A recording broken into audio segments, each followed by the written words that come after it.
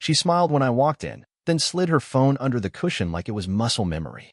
There was a second wine glass, still wet, lipstick smudged, tilted toward her seat. She said trivia night. Said Jenna was in town. Said brunch ran late. I didn't argue. Didn't accuse. Didn't even ask. Because I'd already opened the notebook.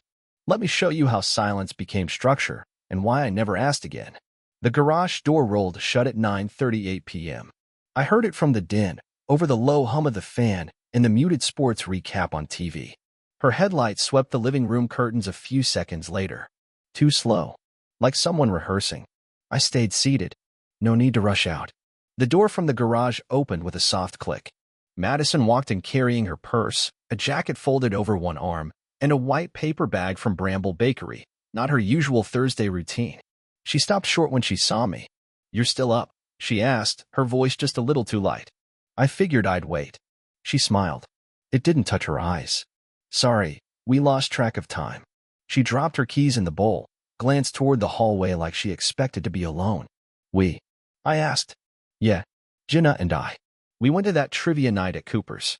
They did this 90s music theme thing." She walked to the kitchen, heels quiet against the tile. Set the paper bag on the counter without comment. I could already smell the sugar. "I didn't know Jenna was in town," I said. Madison didn't look up. "She came in yesterday. Didn't I mention that?" "You didn't." She paused at the sink, turned on the tap, and washed her hands with quick, practiced motions. No wedding ring. She'd stopped wearing it during her gym hours, claimed it caught on equipment. Lately, it rarely came back on. I waited. She reached into the bag and pulled out 2 pastries. Almond croissants. Her favorite.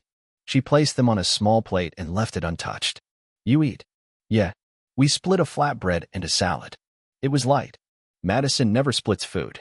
She picks at her own plate, never shares. Something about control, she used to say. She dried her hands, turned around, leaned against the counter. "You okay? You look like you've seen a ghost." "Just tired," I said. "It's been a long day." She nodded like that satisfied her, even though it didn't. Then added, "I think I'll take a shower. Trivia bars always make me feel sticky." "You left your phone in the car." That landed. For a moment, she didn't move. Then she forced a chuckle. "God, I'm losing it. I didn't even realize. Guess I'm more tired than I thought." I watched her walk down the hall, step slower now. She stopped at the bedroom door, glanced back, then disappeared inside. I went to the garage. Her car was parked at a different angle than usual. Passenger seat reclined. A half-empty water bottle in the footwell. Same brand I keep in my office fridge, not hers. Her phone sat face down in the cup holder, still powered on. I picked it up. No lock screen notifications. Nothing at all. Not a single missed call or text. When I came back in, the house was quiet except for the sound of the shower running. I passed the kitchen. The almond croissants sat untouched. Later, when she came to bed, she didn't say much. Just a soft, "Hey," before slipping under the covers and turning away from me. Her hair was still damp. She smelled like eucalyptus and something else, muskier, unfamiliar. I lay there, watching the ceiling fan turn. She started snoring softly after 10 minutes. That's when her phone buzzed on the nightstand, one vibration, then silence. Screen still black. No light. No preview. Just a sound. Like it had been waiting for her to sleep. She came down the stairs at 10:12 a.m., coat draped over one arm, keys already in hand. Dark blue dress, gold zipper running the back, hem just above the knee. New. I'd never seen it in a laundry pile or hanging in her section of the closet. Still held the faint vertical fold from store packaging. Madison adjusted the collar twice before speaking. "Jenna's meeting me for brunch. She got us a table at Wesley's." Wesley's was loud, open air, on Maple, not Madison's usual taste. She liked quiet booths and short menus. But I nodded. Nothing in my tone. "You want coffee before you go?" I asked. She shook her head. "We'll grab some there. You know Jenna. She doesn't wait." She left through the front instead of the garage, pulling the door gently behind her. At 11:34, I opened the location tracker we both forgot was still active. The dot said idle, 38th and Langford. That was nowhere near Wesley's. That block held a fencing supply shop, a shuttered antiques place, and 2 warehouse units. No cafes. No brunch. I made no calls. No texts. Just logged the detail.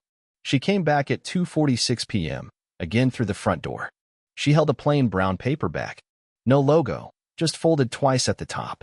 Set it carefully on the kitchen counter and took off her coat. They were out of what we wanted, she said. Wesley's line was insane. We ended up walking a bit and found this tiny place off Main. They had these seasonal muffins. Figured you'd want one. She didn't open the bag or take anything out. Just left it sitting. How's Jenna? I asked. Madison glanced toward the sink. Still Jenna. New haircut. Same chaos. You know how she is. I nodded. Still driving that Volvo? There was the briefest pause. She traded it last month. Got a hybrid now. White, I think. She walked out of the room without waiting for more questions. Her coat stayed on the chair, not hung. Another small break in routine. 10 minutes later, I stepped into the garage. Her car was clean. Passenger seat untouched. No food wrappers, no bags, no receipts. Trunk empty.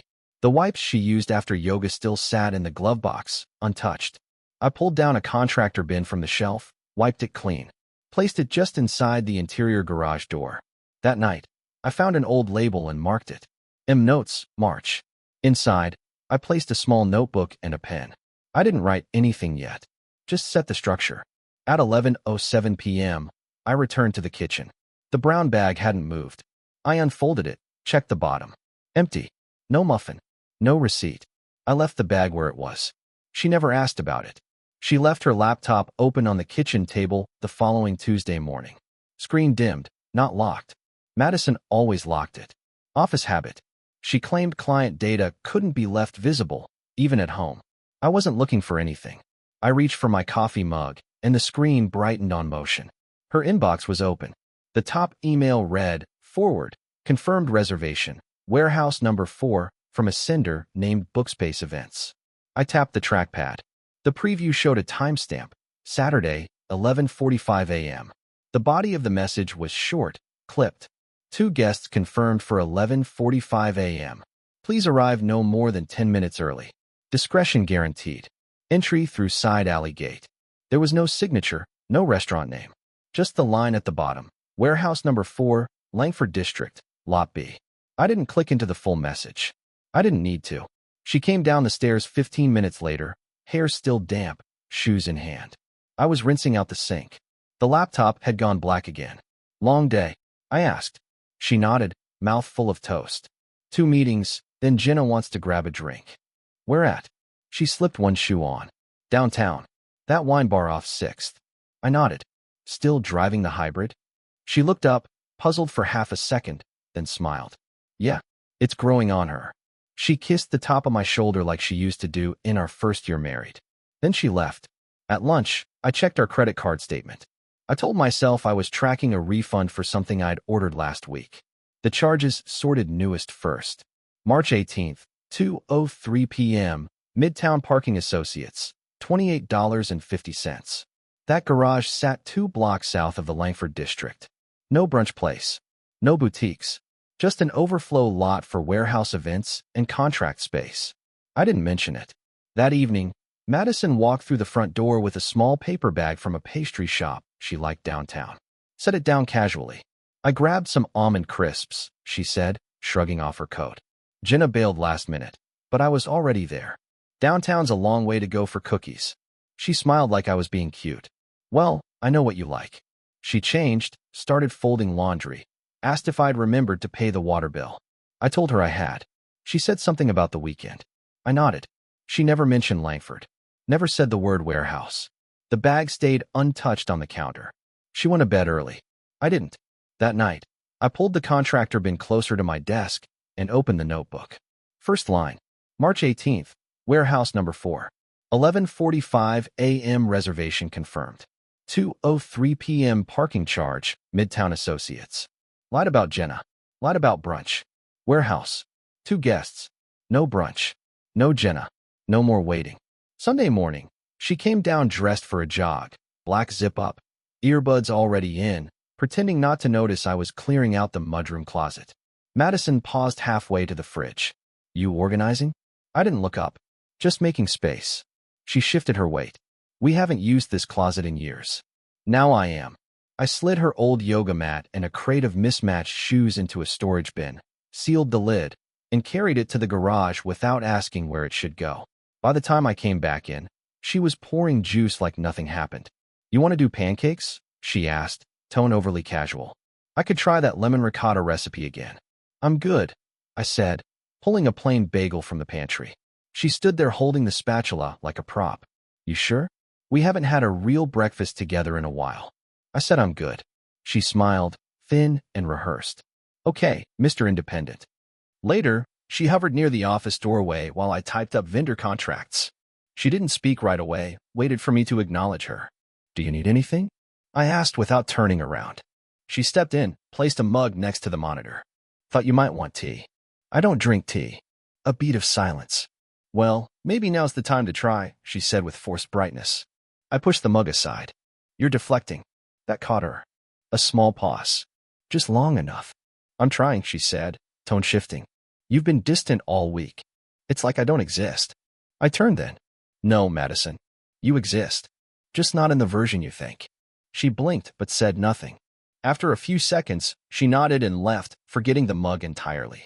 That evening, I emptied the dresser drawer where she used to keep her weekend shirts. Folded them neatly. Stacked them in the hall linen closet. Replaced the drawer contents with files, tax documents, a copy of the house deed, the original prenup. She noticed before bed. Where'd my stuff go? She asked, opening the drawer. Closet. You weren't using it. You didn't ask. I don't need to ask about storage in my house. She stood there, trying to calculate the right response. Then she laughed too loudly. Okay. You're nesting now? I didn't answer. She followed me down the hall later, holding a blanket in both arms. You coming to bed? I'll stay in the guest room tonight. She hesitated. Since when? I looked at her. Since I stopped pretending this is normal. She opened her mouth, closed it again. I walked past her, took the blanket from her hands without comment, and turned off the hallway light behind me. She stood alone in the dark. I shut the guest room door and placed the blanket on the chair. Then I pulled her framed photo from the nightstand and set it inside the closet. Drawer closed. Light off. Nothing more said. She brought it up over dishes. We hadn't spoken much all day. I'd gone about my routine, errands, bills, and oil change I didn't need, while she stayed upstairs most of the morning, wandering the house like it didn't quite fit anymore. She stood at the sink, sleeves rolled, drying plates one by one. I was wiping down the counter, slow and methodical, when she said it. I booked a reservation at Elbridge. Thought we could try it again. It's been a while. I didn't look at her right away. Elbridge. Friday night. They reopened the patio. It's supposed to be quiet now. I nodded. All right. That was all I said. No smile. No questions. She glanced at me quickly, like she expected a follow-up that didn't come. Then she dried the last plate and walked out, leaving the towel half-folded beside the sink. Friday came. We drove together. She wore a soft gray wrap dress, minimal makeup, hair back in a loose clip. She kept glancing sideways at me as I drove, casual flicks of the eyes, checking my posture, my hands on the wheel. The restaurant had changed. New tables, fewer seats. The hostess led us to the back patio, tucked against a line of planters. We sat across from each other, menus untouched. They redid the wine list, she said, lifting hers but not reading it. I nodded, folded my hands, waited. Madison cleared her throat. I know things have been tense. I wanted tonight to be simple. Just us. The server came, took drink orders.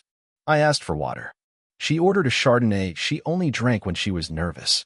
She smiled when it arrived. It didn't hold. I've been thinking, she started. Maybe we should talk to someone. Like counseling. Sure. Her eyes lifted. You'd be open to that? If it helps clarify things. A pause. She nodded slowly, uncertain whether it was a win or a warning. Dinner came. Quiet food. Roasted salmon, broccolini, herb rice. She barely touched hers. I ate slowly, never rushed.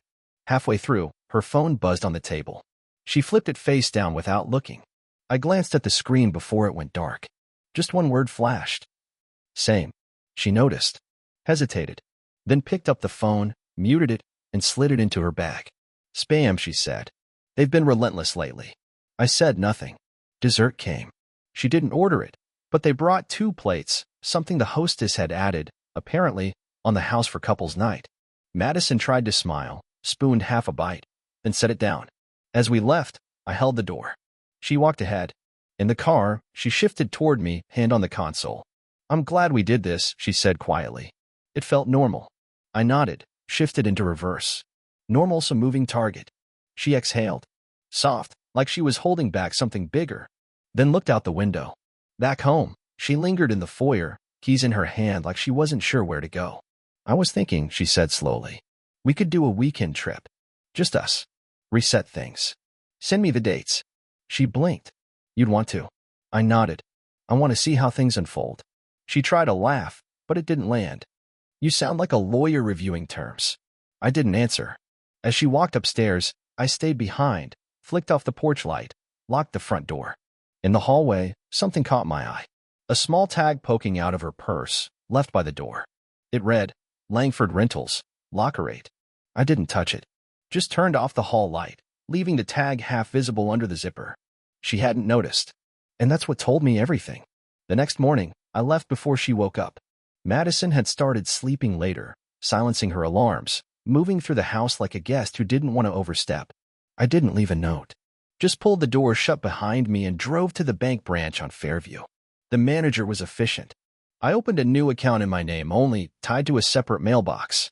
No shared alerts. No linked email. I moved enough to matter, but not enough to notice, yet. He slid the paperwork across the counter. I signed without hesitation. Afterward, I drove to Carter and Bell. Ron Carter had been a friend before he was my attorney. We'd gone to college together. I'd been his best man. He drafted our prenup. He closed the door behind me, raised an eyebrow. You're either buying a second property or you're preparing for something surgical. I handed him the manila folder. He didn't open it right away. Timeline. I glanced at my watch. Soon. He leaned back. All right. You want quiet containment. Documented, non-confrontational, airtight. Ron opened the folder.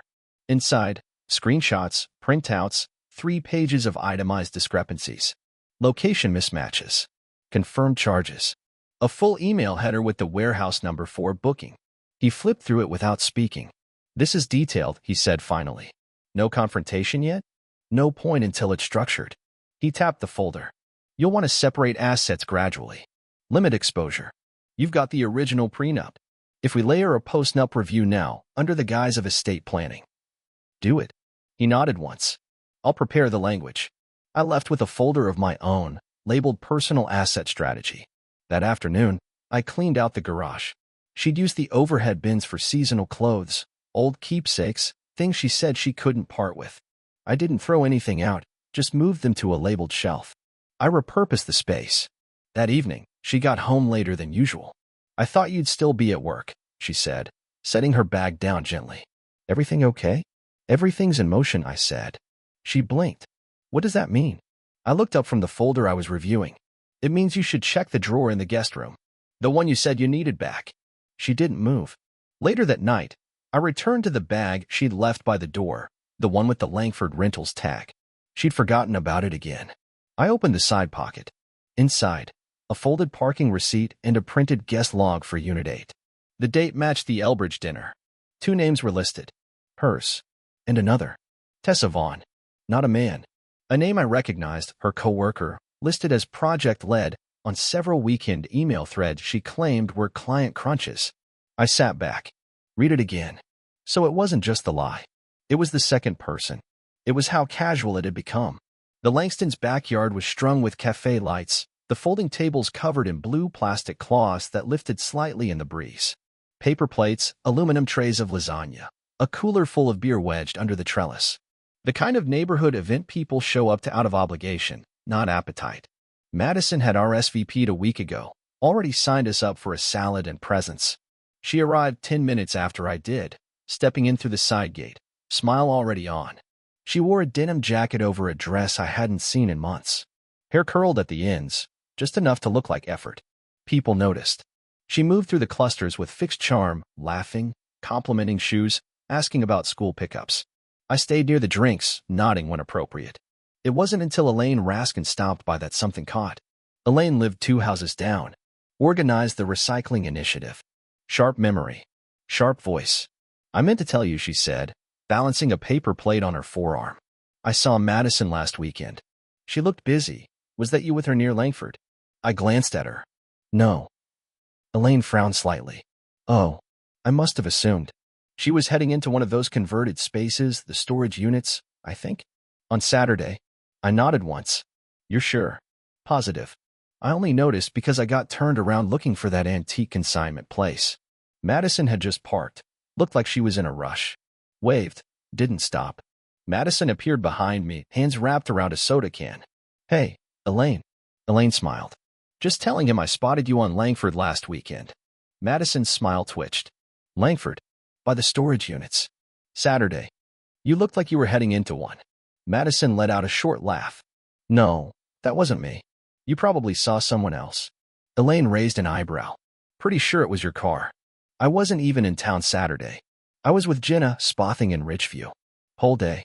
She said it quickly, smoothly, then looked at me. I held her gaze. Which spa? She blinked. What? Which spa in Ridgeview? She turned slightly. The one near the lake. I forget the name. Jenna booked it. Elaine smiled faintly, adjusted her plate. Funny. Thought I saw you wave. Madison laughed again, quieter this time. I must have a twin. Later, as dessert trays passed around and people began drifting toward the patio lights, Madison walked beside me holding 2 paper cups of coffee. She handed me one. I covered that well, didn't I? She asked, keeping her voice low. I took the cup. You sure you want to keep practicing? She stared at me, grip tightening around the rim. People believe what you present, she said. I sipped once, then placed the cup on the ledge near the patio door. We stayed another 20 minutes. As we left, I caught a glance from Tom Ridley, neighbor, engineer, part-time homebrew enthusiast. He stood by the gate, beer in hand, watching Madison walk ahead of me. He nodded once, but not to me. Monday, I called the locksmith. He came in an unmarked van, mid-afternoon. Madison was at work, or said she was, and I'd taken the day to handle house repairs. The man worked quickly, efficiently. Changed both exterior locks. No drama. No discussion. I handed him the check. He handed me 2 sets of new keys. I kept one in the safe. The second went into the small drawer in the guest room desk. That same afternoon, I finalized the transfer of our joint checking funds, split cleanly into 2 accounts, each reflecting our prenup's defined percentage. The bank manager nodded once, printed the statements, and offered no comment when I declined linked account access. The joint credit card, long inactive on my part, was closed out. No balance remained. Madison didn't notice that night. She came home late, coat slung over one shoulder, grocery bag in hand, acting out a casual routine that hadn't existed in weeks. I grabbed your yogurt, she said. Vanilla, they were out of honey. I nodded. Thanks. She placed the bag on the counter, opened the fridge, paused. Did we move the wine? I cleaned out the fridge yesterday. Tossed what was expired. She didn't respond. The next morning, I removed my name from the gym membership we'd opened together 4 years ago. Called the utility companies. Shifted accounts to her name where applicable. Closed what wasn't necessary. The insurance broker confirmed the auto policy could be cleanly split. My new vehicle, one I'd already selected, would be covered under an individual plan. By Wednesday, the house felt sharper. Not emptier, just narrower. Cleaner lines. Her shoes were still by the door. Her robe still on the hook. But the filing cabinet was gone from the office. My documents had moved to the secure storage unit 2 towns over. Unit 42, keypad access. She noticed something was off that night. Noticed, but didn't speak. I watched her pause outside the guest room, glance inside, then keep walking. Saturday morning, she came down holding her phone. Tension behind her casual tone. Hey, did the Wi-Fi change? I didn't look up from my laptop. Yes. She stood still. You didn't send me the new info. No. A beat. Okay, can you? No need. There was a silence, long and static. She opened her mouth to say something else, then closed it. After lunch, she tried again. My debit card's acting weird, she said, half laughing. Got declined at the gas station. It's no longer linked to my account. She stared at me. You'll need to use yours. Her face moved through a sequence of micro-expressions, confusion, recognition, calculation. Then nothing. She turned, walked to the living room, and sat down. 5 minutes later, she tried the front door. Then again. Did you change the locks? I did. She stood in the foyer, hands still on the knob, keys dangling loosely. Oh, she said. Quiet. Flat. That was it. Just, oh. She waited until I closed the dishwasher. Are we going to talk about this? Her voice echoed off the tile. I dried my hands with the dish towel. About what? Her arms were crossed, but not tight. A defensive posture that hadn't settled into confidence. You've changed every password. Disconnected everything. You don't even sleep in the same room anymore. I folded the towel, placed it neatly on the counter. You noticed. She stepped forward. Is that supposed to be funny? No. She took a breath, recalibrated. If something's wrong, you could try acting like an adult and saying it, instead of playing house like nothing's happening while gutting everything behind my back. I haven't been playing, I said. Just exiting cleanly. That caught her. She blinked, then frowned. Exiting what? I didn't answer. I opened the drawer beside the fridge, pulled out a slim folder, placed it on the table between us. She didn't touch it. What is that? Rental logs. Unit 8, Langford District. Access dates, names. Copies of the gate sign-in sheets. Your name. Tessa Vance. 6 weekends. Her throat moved, but no sound came. I slid the folder closer. You can read it if you want. She didn't. You went through my things? No, I said calmly. You left them in plain sight. Her tone sharpened. That's not proof of anything. Didn't say it was, I said. It's just what happened. She hesitated, then forced a small scoff. You're being paranoid. This is why nothing ever feels safe with you. Everything's a test. Every little thing has to be decoded like some crime scene. I looked at her. You made it a crime scene. That landed. She looked down at the folder but didn't open it. Her voice dropped. So what now? You're just done? No conversation? There was conversation, I said. You told me I was jealous. Controlling. Insecure. I didn't mean. You said I was obsessed. She froze. So, I said, stepping past her, calm and final. I stopped asking. She didn't follow. I stood alone in the kitchen. And for the first time in months, the silence didn't demand anything. A week later, I was in court. The room was beige, quiet, fluorescent. The judge didn't look up often. The courtroom was beige, quiet, fluorescent. The judge didn't look up often. We sat 3 chairs apart, neither of us saying anything outside the required lines. Her lawyer spoke twice. Mine spoke once. The agreement was already in place, division of property, personal assets, no spousal support. The prenup held. She didn't contest. I signed the documents with a standard black pen. Hers clicked audibly, once, before she moved it across the paper. No eye contact. No final look. When it was done, she gathered her things, walked out before I stood. Outside, the air felt colder than it should have been. Early spring, still brittle. I didn't see her in the lot. I didn't check. By the following week, I was in the new place, rental west of the Loop. 2 bedrooms, clean layout, detached garage. No memory in the walls. No shared furniture. I brought only what I needed. Clothes, 2 boxes of files, 1 bookshelf, a set of knives. The bed was new. The mattress arrived still in plastic. I unwrapped it myself. First night, I slept with the blinds open. No reason not to. Mornings start early. Same alarm. Same coffee shop on Richmond. Small corner booth near the front window. The barista remembers my order now. Black. No sugar. I stay there 30 minutes, sometimes 40, just enough to see the world reset. Work is structured. I show up on time. Leave exactly on the hour. I take calls in order. No backlog. No missed meetings. The guest room is bare. I leave the door open. She sent 1 forwarded envelope through her attorney, final notice of a storage unit closure, keys taped to the back. I didn't open it. Just filed it in a drawer under miscellaneous, closed. There are no texts. No calls. I blocked her number 2 weeks after the filing. Not out of anger. Out of completion. Neighbors don't ask questions. I don't offer any. I wave when waved at. Mail arrives like clockwork. No surprises. I changed my passwords. All of them. Even the ones I never used. The gym is quieter in the mornings. I switch locations. Fewer familiar faces. Treadmill, free weights, steam room.